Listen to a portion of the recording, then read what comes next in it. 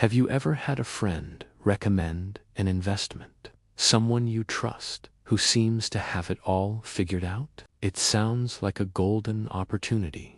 But what if that trust was the very thing that led to your financial ruin?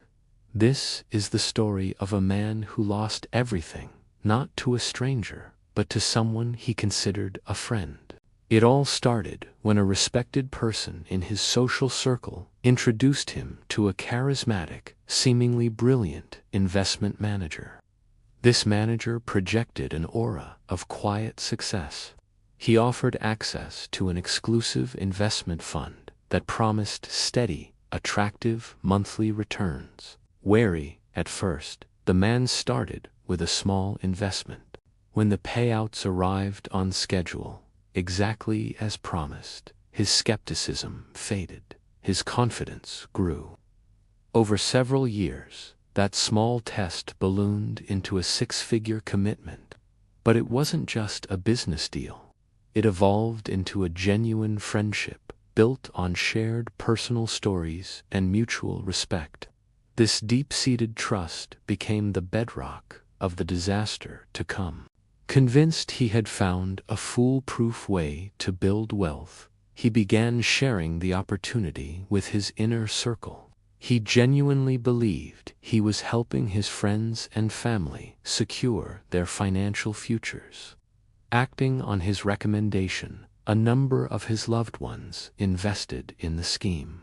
Then, the illusion was shattered in an instant. News arrived that the investment manager had been exposed. The entire operation was a fraud. The man was not just a victim who had lost his savings. He was the unwitting instrument who had led those closest to him into the same trap.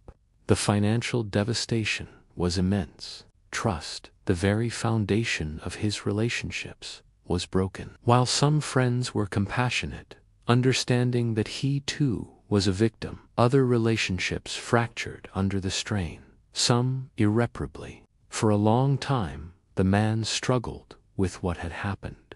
He had always considered himself too careful to fall for a scam. He eventually came to a difficult but crucial realization. While the fraudster was the architect of the crime, his own unquestioning trust and failure to perform his own due diligence had made him vulnerable. He had outsourced his critical thinking to an expert because the relationship felt safe. This acceptance marked the beginning of his recovery.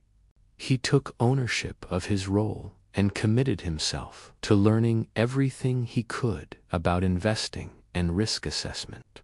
He vowed to never again place his financial destiny in someone else's hands. Today, the man has rebuilt his financial standing.